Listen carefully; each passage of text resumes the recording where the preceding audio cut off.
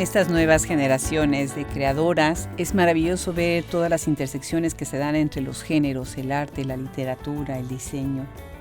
Y hoy tenemos el gusto de recibir en Hablemos Escritoras a una escritora de origen colombiano, pero que está ahora trabajando y estudiando desde los Estados Unidos. Acaba de publicar un libro bellísimo, Arqueología de un cisne, con Small Books, y nos da muchísimo gusto recibirla el día de hoy en Hablemos Escritoras y agradecerle ampliamente a Isabel Domínguez y a Eunice Rodríguez por haber hecho esto posible. Nosotros somos Hablemos Escritoras, transmitiendo cada semana desde Austin, Texas, para todo el mundo. Nos escuchan en más de 40 países ya y estamos por cumplir nuestro aniversario número 8, con ya más de 650 episodios y con una gran lista de escritoras en nuestra enciclopedia y más de 4.500 recomendaciones de libros. No se olviden visitar nuestra página web y también vayan a nuestro canal de YouTube, en donde tenemos deliciosas, maravillosas presentaciones de libros. Lean en inglés y en español nuestras entrevistas y reseñas en www.hablemosescritoras.org. Yo soy Adriana Pacheco y me da mucho gusto conversar con Juliana Rosso. Bienvenidos. Pues ya tenemos en el panorama de Colombia muchas escritoras maravillosas, de verdad es un gusto. El año pasado y este año ha sido muy interesante porque hemos tenido contacto con diversas organizaciones en Colombia y hemos estado fascinados con lo que está pasando.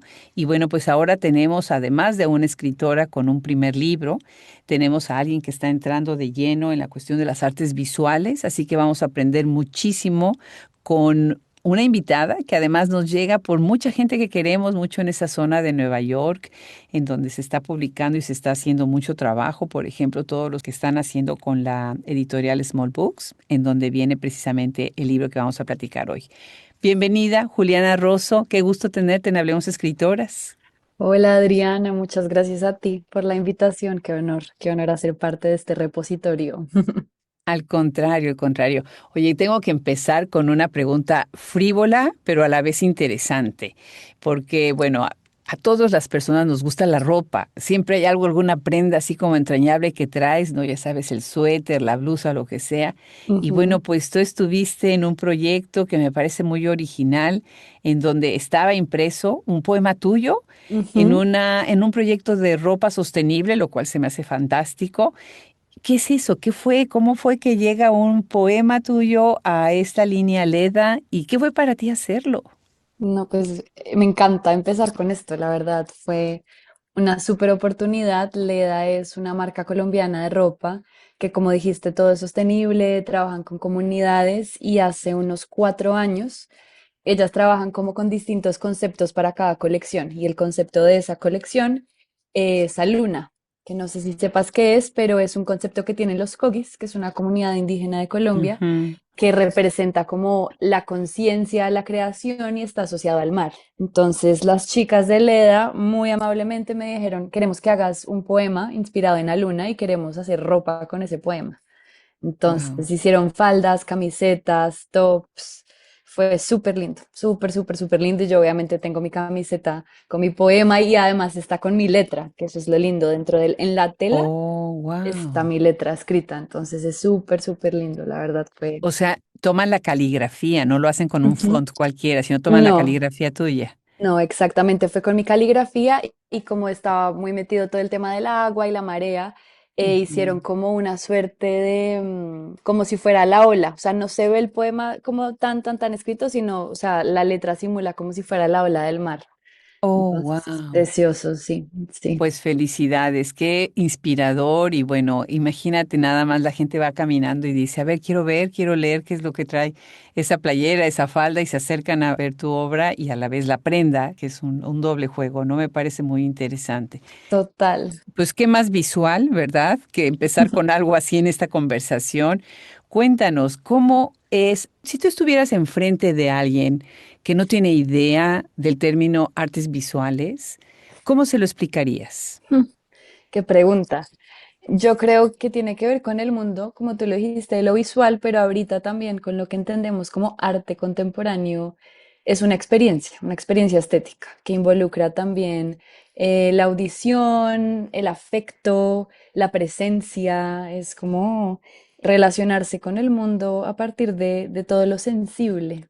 Creo que sería un poco por ahí, porque ahorita pues en la actualidad lo que es, no sé, el performance, el arte sonoro, la instalación, ¿no? Como que va mucho más allá de cómo se entendía en otros tiempos, como, no sé, una pintura o un dibujo.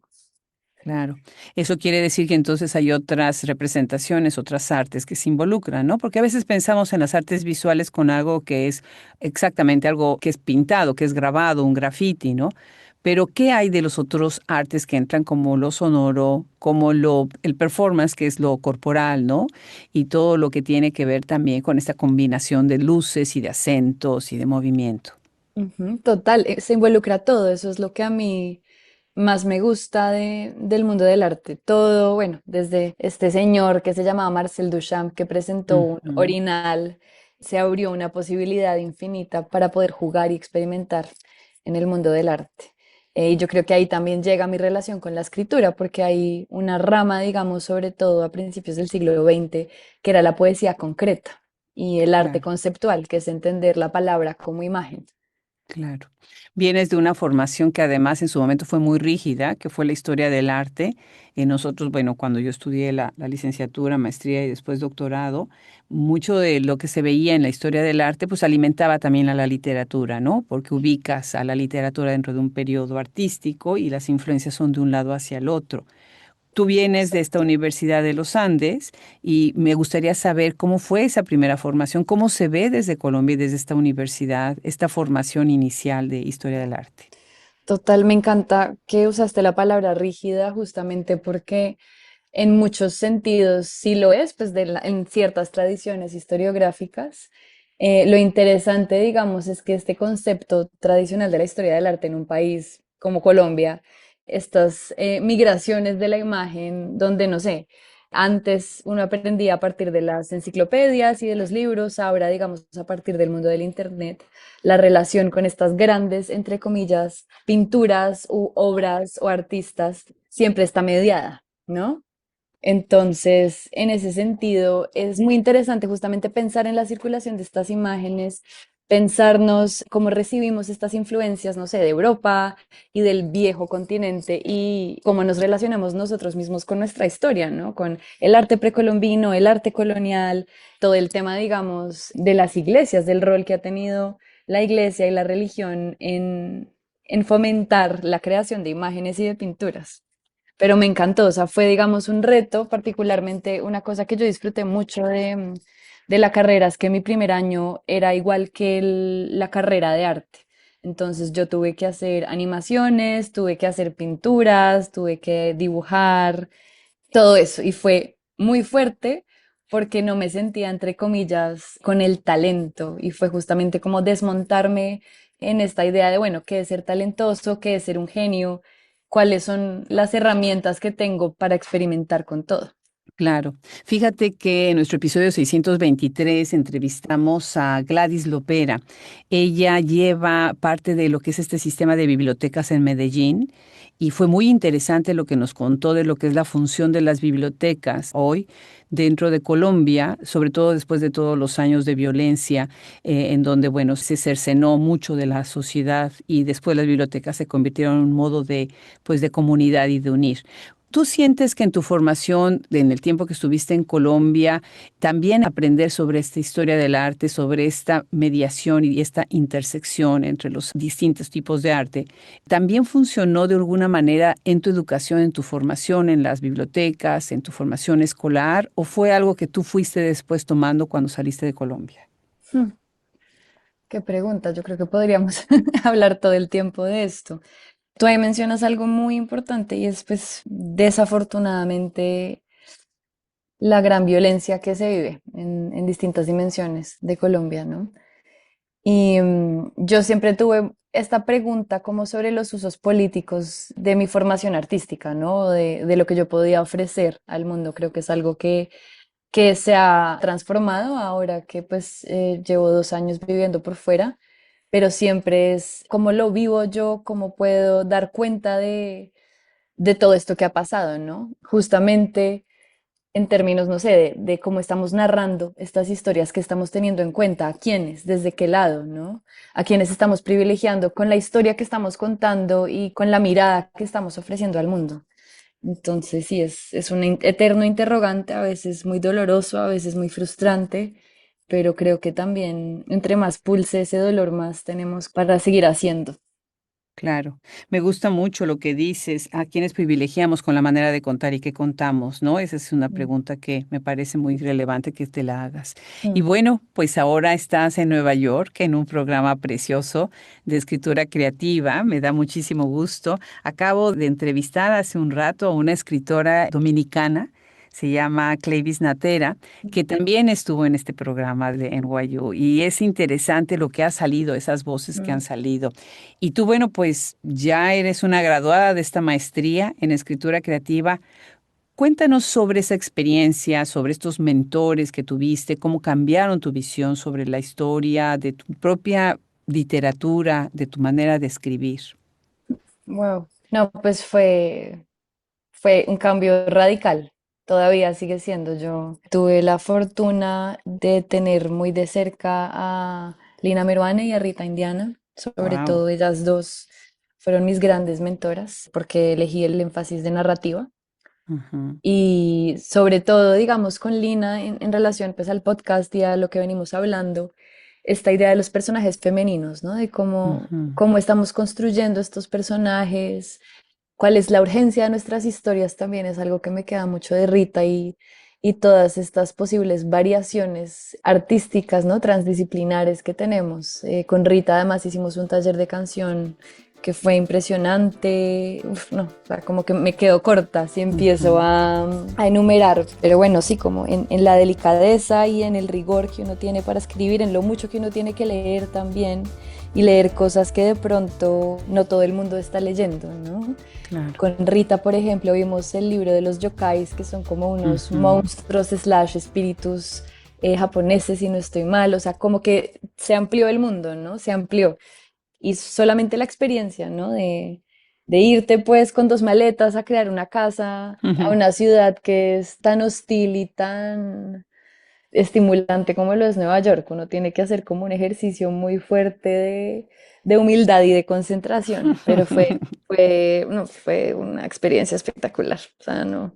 Totalmente apabullante Nueva York, ¿no? Ajá, Y sí, sí, el hecho sí. de que menciones la humildad es cierto. O sea, bueno, recuerdo hace no mucho mi hija estuvo allí paseando sola. Bueno, tenía alguna cosa que hacer y convino, ya sabes, siempre ir, conocer y pasear o Ujú. reconocer si ya se ha estado antes, ¿no?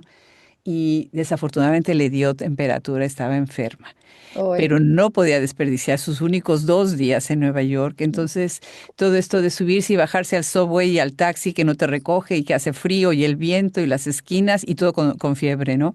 Y de repente en ese momento dices, wow, esta ciudad es enorme, ¿no? Te aplasta si no te cuidas, ¿no? Total. Y así te cuides, igual te aplasta a todos. Eso me parece genial, Sí. genial.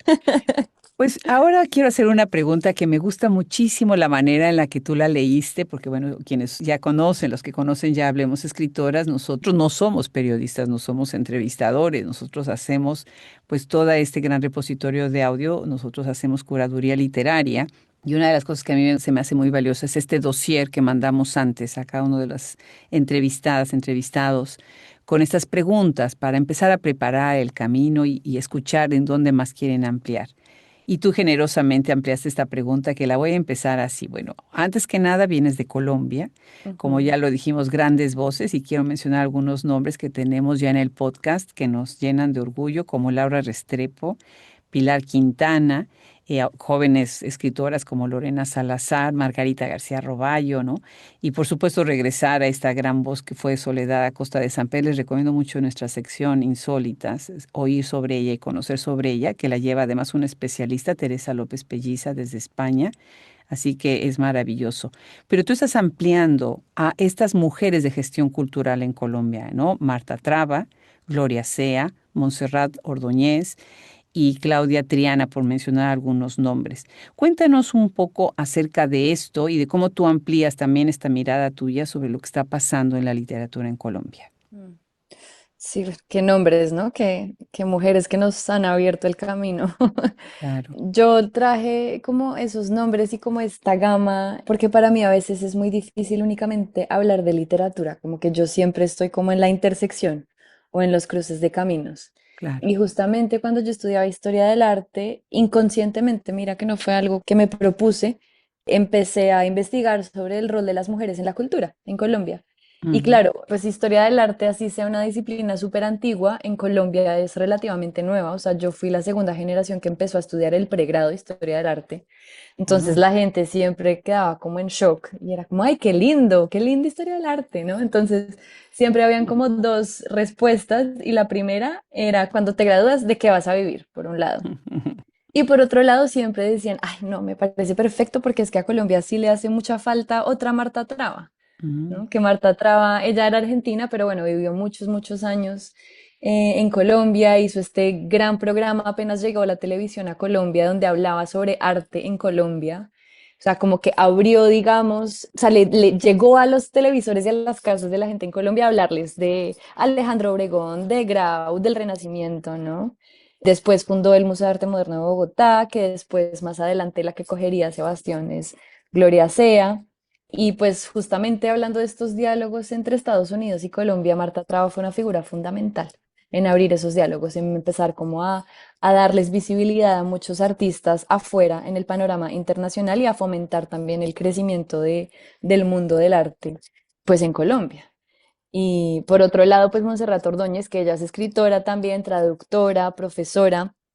Me pasaba que en la universidad, cuando yo cogía libros, justamente en las bibliotecas, todos hacían parte de la colección de Montserrat Ordóñez. Y yo decía, ¿quién es esta señora? O sea, Clarice Lispector, Maribel Moreno, Helen Sixú. Yo abría los libros y veía el nombre de Montserrat Ordóñez. Y ella tiene es como un entre cuento corto slash poema que se llama Una niña mala, que es muy Mm. lindo. Y bueno, si Claudia Trana ahora, pues ella está a cargo de todo el tema, digamos, del sector cinematográfico que ha crecido mucho en los últimos años en el país, después pues, con la ley de cine. Y me parece muy interesante eso. Tú mencionaste también a Lorena Salazar y bueno, muchas de estas escritoras que se han preguntado sobre el rol de la maternidad dentro de la literatura y algo que yo me fijé en una primera investigación que hice pucha, hace muchos años, era que la tasa de la maternidad, o sea, cuando las mujeres se volvían madres, dejaban de exponer tanto. Mm. Sea, había un boom de mujeres artistas en sus 20s y 30s y cuando empezaban, digamos, ya a tener una familia y pues a dedicarse a ciertas labores de cuidado, no Mm. exponían tanto. Entonces eso me parece pues que todavía, ¿no? Seguimos elaborando y abriéndonos camino unas a Claro. otras. Claro, totalmente de acuerdo. Mm, Y los roles, además de lo que ahora se ha llamado, ¿no? El cuidado, ¿no? Que exacto. bueno, ya no es maternidad, ahora ya se nos extendieron a otras maneras de cuidar, ¿no? En Mm, otros sentidos. Y además, bueno, tú vienes de esta escuela de Lina Meruane, que se ha hecho tantas preguntas sobre esto total. y amplía muchísimo tu panorama. Pues qué interesante y gracias por esa generosidad. Me parece importante, esa es la base de Hablemos Escritoras, ¿no? Sumar nombres, reconocer lo que no se ha visto y lo que no se ha dicho, ¿no? Mm. Y bueno, antes de empezar con este libro, que estoy ya emocionadísima de que nos cuentes más sobre él, pero antes necesito que nos platiques sobre este otro rol que tienes tú en el cine. A mí me fascinan los cortometrajes, los documentales, me parece que es un área, si tuviera yo otra vida, me hubiera yo ido también para ahí de manera más llena, y aunque Hablemos Escritoras ya tiene dos, un documental un poco más largo y uno más pequeño, pues es algo que apenas estamos empezando. En cambio, tú ya llegas con esta adaptación a Amazon Prime, con este libro Noticias de un secuestro. Los reto a todos los que nos están escuchando a que lo lean, de Gabriel García Márquez. Y bueno, hablando de reto, ¿cuál fue el reto para ti hacer esta adaptación? No, pues fue primero un súper honor, fue una experiencia desde las que más crecí. Yo hice parte del departamento de arte justamente en una sección que se llaman los props, que es como el punto intermedio entre el vestuario y la decoración. Entonces, un ejemplo que puedo darte es como el Garfio, del Capitán Garfio, ¿no? Ese es un Mm. prop. Y Ujú. bueno, yo creo que de las mejores obras periodísticas de Gabo fue ese libro, poder ver, no sé, leer el libro, después tener los guiones, después estar, digamos, ahí en el set viendo como a todos estos personajes que además hacen parte justamente de la historia política del país en un momento tan denso. y tan violento como lo fue pues, la década de los 90, finales de los 80, principios de los 90, fue wash, increíble. Esta fue una serie que se rodó casi al final de la pandemia, entonces nos teníamos que hacer pruebas de COVID todos los días. Uy, qué horror, tu nariz quedó Sí. deshecha. Y en una Oh, época nos hacían en ambas fosas nasales, qué pena que sea tan no, explícita, pero no, no. ese fue uno de los mayores retos. Y además después, casi al final del rodaje, hubo unas protestas en Colombia y no paró, o sea, nunca se paró el rodaje, entonces era en medio de las marchas, en medio de todo, no poder llegar al set. Bueno, o sea, es un trabajo, sobre todo en el departamento de artes, muy exigente desde el cuerpo, o sea, te exige subir el camión, sacar los objetos, siempre estar con una agudez de resolver de esto. Si algo pasa, uno no dice, ah, ¿qué hacemos? Me quedo de brazos cruzados, no. Se resuelve y se resuelve aquí ahora y uno siempre tiene que estar 3 pasos adelante, pero pues fue un lujazo y el director fue Andrés Wood, que es un director chileno. Mm, Él mm. hizo Machuca, que es una película muy, muy, muy importante para mí, de las mejores del cine latinoamericano, una adaptación también de una biopic de Violeta Parra, que también está muy cerca a mi corazón, entonces pues no, me encantó la verdad. Ay, pues muchas felicidades. Qué experiencia. ¿Y todavía está disponible? ¿Se puede ver? Sí, está en Amazon Prime. Sigue en Amazon Sí, Prime. sí, sí, Buenísimo, pues sí, se los recomendamos muchísimo. Y totalmente. bueno, yo les tengo que contar que cuando fue el primer tour de Hablamos Escritoras en el 2022, que nos dedicamos a recorrer Estados Unidos y lo que llamamos las cuatro esquinas, al margen les digo que este año nos toca Canadá, Toronto, Montreal y Ottawa. Estamos muy emocionadas de estar por allá pronto. Bueno, una de las cosas que hicimos en Nueva York, que fue una de esas cuatro esquinas, fue conocer a Isabel Domínguez, quien es la fundadora y dueña de Small Books, y esa es la editorial que publica tu libro Arqueología de un cisne. Ujú. Bueno, pues este es tu primer libro con una editorial que es representativa de la emergencia independiente en esa zona de Nueva York. Cuéntanos, ¿de dónde viene Arqueología de un cisne? ¿Por qué con ellos? ¿Por qué publicar con ellos?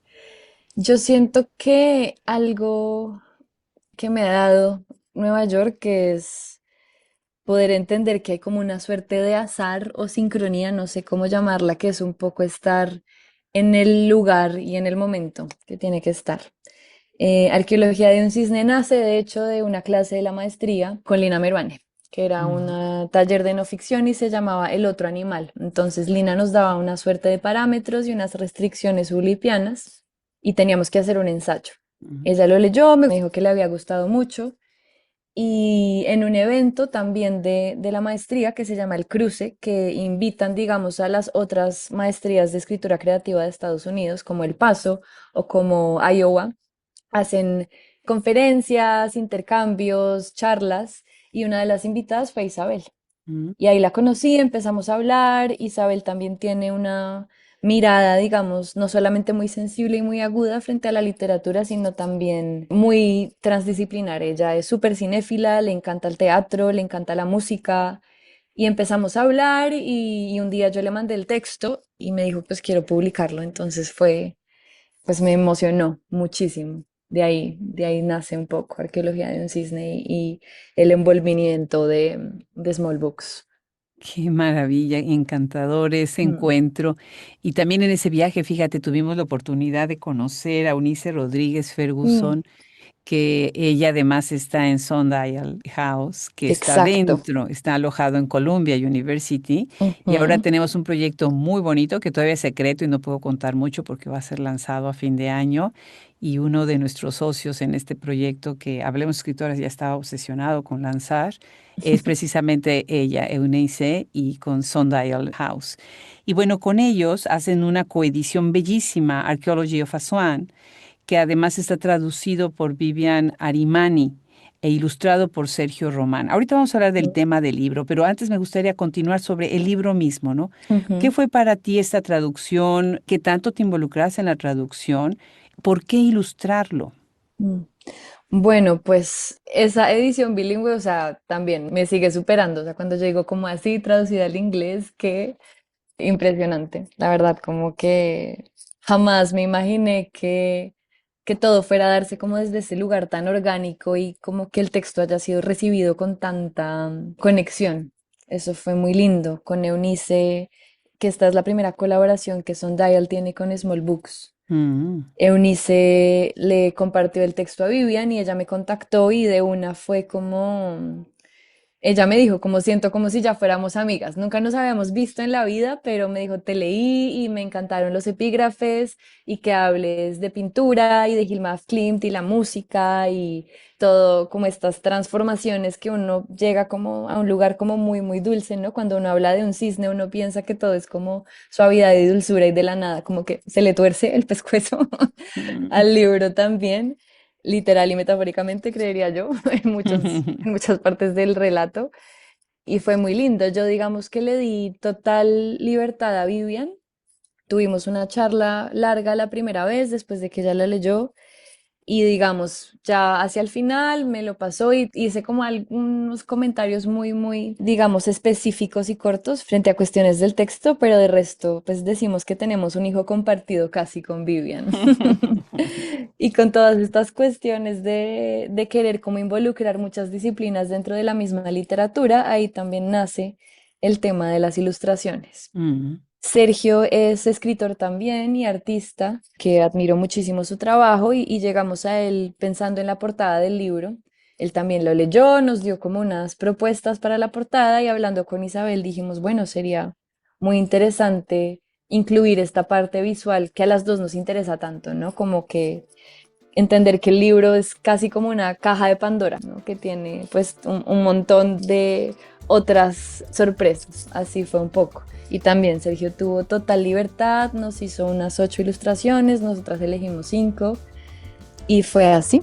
Así me encanta porque siento que es pues una forma de apropiarse de algo que nace de un lugar muy hondo de uno y que llegue a estos otros lugares, pues no sé, me parece espectacular. Claro. Y bueno, remata el libro además con un tema enorme y este uso, esta metáfora de lo que es el cisne, ¿no? Para hablar de trauma, de violencia de cuerpo. Ahorita hablaste del cuello, del pescuezo, ¿no? O sea, uno camina por un parque, Central Park, a ver, ustedes en Nueva York, y ve uno de estos cisnes que son hermosos y piensa uno en el patito feo, ¿no? En el cuento del patito feo y Total. de muchas otras maneras también de un estereotipo de la belleza y a la vez de, pues, de esas cosas ocultas, ¿no? ¿Por qué? ¿Por qué usar esta figura del cisne y cómo es que esto se va entrelazando, ¿no? En Mm, toda la historia y las historias. mm. Yo siento que a veces los temas y los relatos y los animales en este caso lo eligen a uno y no al revés. Mm. Y en este caso, como te dije, teníamos una tarea de hablar sobre un animal, investigar sobre un animal y yo estaba muy inquieta sobre, bueno, cuál será, por dónde será. Y yo tengo un tatuaje de un cisne. Wow. Entonces como que vi el tatuaje y dije, ok, empecé a ir por ahí y justo al lado del tatuaje del cisne tengo una cicatriz que mi gato me hizo y justo pues por esa Mm. época uno de los grandes, digamos, sacrificios que hice pues para venir a hacer la maestría fue que pues yo tenía 2 gatos, una casa y fue como deshacer esta casa, dejar a mis gatos en casa de mi madre y uno de mis gatos se murió, así como muy Mm. repentinamente. Entonces, el libro también hace parte como de este proceso de duelo. A la semana de llegar a Nueva York, mi abuela muere, venía con un cáncer de ya hace varios meses. Wow. Entonces, sí, fue como una mezcla de estos procesos de duelos que se vuelven, digamos, metáfora, ¿no? Entonces empecé a investigar sobre la anatomía del cisne, las plumas del cisne, y eso me llevó también a reconciliarme inconscientemente con mi lado de historiadora del arte, ¿no? Porque el cisne viene de una pintura de una artista que se llama Hilma af Klint y ella tiene una serie de pinturas sobre el cisne donde empieza a ser el animal, pues figurativamente, ¿no? Como que uno lo ve y lo distingue y ya, digamos, hacia el final termina casi que siendo solamente punto y color. Entonces empecé como esa travesía estética, histórica, de decir, bueno, ¿dónde más ha estado el cisne, no? Entonces, claro, está Marcel Proust con Swann y Odette, El lago de los Ujú. cisnes, que la protagonista también se llamaba Odette, ¿no? Todas estas Ujú. historias, digamos, de folclore o de cuentos para niños y estos otros lugares que empiezan y estas otras variaciones también del mundo de las aves y de los pájaros. Entonces, eso Precioso. era por un lado y por otro lado lo que te digo, como esta relación más de orden íntima y metafórica con esta figura del duelo de mi gato, del duelo de mi abuela, de mi otro abuelo, que no es el esposo de mi otra abuela, sino mi abuela materna y mi abuelo paterno, y estas alegorías en ciertos recuerdos que empezaron como a emerger de esta investigación, ¿no? Y que se relacionan un poco como con historias familiares, historias ficticias, historias del país y así. Qué precioso. Y sí, estas representaciones, o sea, desde los símbolos, los escudos, ¿no? La mitología, Ujú, siempre el cisne presente de alguna manera, ¿no? exacto. De otra forma también siento yo que este tipo de libros te permite a ti hacer una exploración sobre tus propios sentimientos, ¿no? Mm, Y tu visión no nada más a través de alguien que está pensando un libro de una manera racional y obviamente sí se tiene que recurrir a esta cuestión estética y a la narrativa, pero por otro lado también siento que los escritores van al par de su tiempo, de su época, y los libros están reflejando esa época, ese tiempo que están viviendo.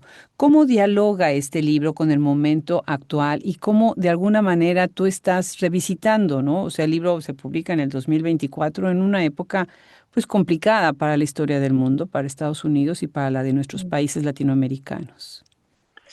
Sí, uff, bueno, qué preguntota. Ujú. Yo creo que es un poco lo que veníamos hablando, ¿no? Como de hacer estas revisiones históricas y honrar, ¿no? A todas estas personas que nos han abierto camino y que nos han dado, digamos, la libertad con la que muchos, en mayor o en menor medida, pues tenemos en la actualidad, ¿no? Eso diría, como ese es el primer diálogo, como esta revisión al pasado, a estos pasados colectivos, estos pasados políticos, estos pasados artísticos y este pasado, pues en mi caso también familiar. Y justamente yo creo que estas miradas hacia el pasado pueden ser muy dulce y amargas porque es muy difícil cuando uno mira, no sé, alguna suerte de acontecimiento, decir, ok, esta persona es así, ¿no? Cuando uno construye un personaje, uno no puede decir que esta persona es enteramente buena o enteramente mala, sino que hay como una gama de complejidades a la hora de abordarlo, que lo hace muy rico y a la vez muy complejo, muy problemático. Entonces yo diría que en estos actos de revisar al pasado hay una suerte de responsabilidad y también una libertad, Claro.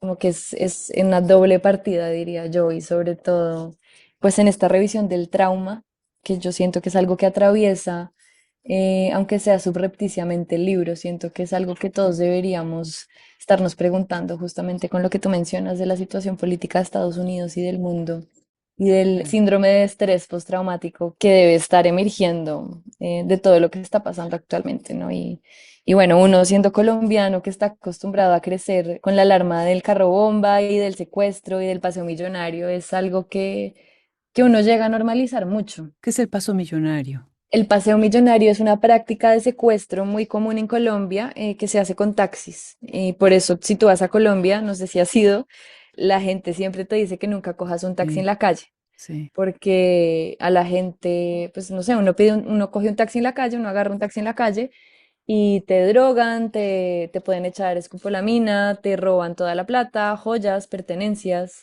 y es algo muy, muy, muy, muy, muy, muy común, más de lo que uno quisiera que pase, sí. claro, Sí, sí, claro. sí. Sí, sí, he estado en Colombia, pero sí, a veces los términos ya son tantos, se ha elaborado un léxico alrededor de la violencia enorme, ¿verdad? Necesitamos empezar a ampliar nuestros libros de modismos y expresiones increíbles. Total, total. Bueno, y además quiero nada más cerrar sobre este libro tiene un prólogo de Lina Meruane. Bueno, pues qué joya, de todo a todo, una belleza, felicidades, de verdad, Juliana, qué maravilla. Gracias, Vamos Diana. a cerrar, así como empezamos con algo gráfico, vamos a cerrar con dos cosas que me parece que es importante. Primero, yo sé que estás editando un cortometraje cinematográfico, me gustaría que nos contaras sobre este reto y además estás dando el brinco a tu primera novela. Entonces son dos primeros, Mm. dos primeras veces, ¿no? Y siempre es un reto. Cuéntanos acerca de estos dos proyectos. Bueno, Adriana, lo bueno es que se relacionan. Ujú. Este primer corto lo empecé antes de empezar la maestría en el marco de un diplomado de cine documental que hice y es una mezcla entre performance y sí, como registros del documental, que es una pregunta sobre la espiritualidad en el día a día, ¿no? Y en estos contextos, pues en el caso del documental de Colombia, de Bogotá, elegí ciertos lugares de la ciudad y es como una pregunta sobre cómo relacionarnos con ciertas figuras de lo espiritual o como con estas palabras que a veces damos un poco por sentado, ¿no? El milagro, la fe, el ritual. Así empezó. Los procesos, digamos, cinematográficos toman mucho tiempo, más cuando uno, digamos, elige pausarlo y ir a hacer una maestría. Y en el marco de eso empecé justamente en la maestría a escribir mi primera novela, dejando un poco en el cajón el corto. Ujú. Y mientras escribía la novela, empecé a ver que había por partes como una cierta indagación que una de las personajes de la novela se hacía que se unía con el corto. Entonces ahora lo que estoy haciendo es que hay una correlación entre la novela que estoy escribiendo y el corto. Wow. Como que mi idea, digamos, a futuro es que funcione como una suerte de instalación donde la novela pueda existir por un lado, los cortos también, pero me encantaría que también se unan en una instalación. Qué Y la maravilla. novela, sí, habla justamente sobre una chica que se va a Nueva York a investigar sobre un documental y se encuentra con que hay una historia de su madre que no sabía que había pasado en Nueva York, donde ella se va a perseguir un cuerpo que sale desde Coney Island hasta el Pacífico colombiano. Entonces ahí voy, ha sido interesante, es otra experiencia, está muy lejano como del registro que yo solía usar porque siempre me movía más por el ensayo y por la poesía, entonces pues estoy aprendiendo mucho, sobre todo a tener mucha paciencia, a entender los tiempos que las obras necesitan. Ya lo creo, ya lo creo. Pues muchísimas felicidades, Juliana. Nos dejas también con ganas de seguir leyéndote y gracias por aceptar esta invitación. Felicidades por este libro tan hermoso, Arqueología de un cisne. Y muchísimas gracias a Isabel, a Small Books, que nos abrieron esta puerta, a Eunice y toda esa comunidad tan maravillosa que hay en esa zona de los Estados Unidos. Desde Austin, Texas, te mando un abrazo enorme. Muchas gracias por venir hoy.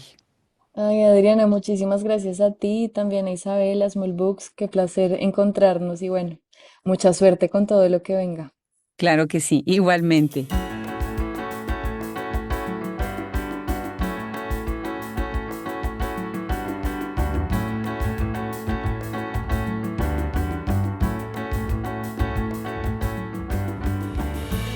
Una vez más, muchísimas gracias a Juliana Rosso y a Isabel Domínguez por haber hecho posible esta entrevista. Nos encanta haber sumado una voz más de ese maravilloso país que es Colombia. Hablemos Escritoras es una producción por Adriana Pacheco y Andrea Macías, edición e ingeniería de audio y masterización por Cristian Josefi, preparación, administración, social media e imagen, Brenda Ortiz. Colaboradores de este proyecto, Liliana Valenzuela, Francesca Denstedt, Anjane Delgado, Isabel Ibáñez de la Calle, Rosemary Salum, Teresa López Pelliza, Valeria Rey de Castro, Julia Santibáñez. En nuestra mesa crítica Alam, Gabriela Polit, Gisela Cosac, Lorena Amaro, Marta Batis, Mónica Velázquez, Mónica Zurlo. Nuestra traducción es por Alicia Banks y también muchos de nuestros podcasts en inglés. Nuestra artista residente es Mitana Boykova Josefi. La imagen de Hablemos Escritoras es gracias a Enigma Diseño, la plataforma Nasolab y el tema y la música original Nando Garza. Yo soy Adriana Pacheco, todos los derechos reservados. 2025.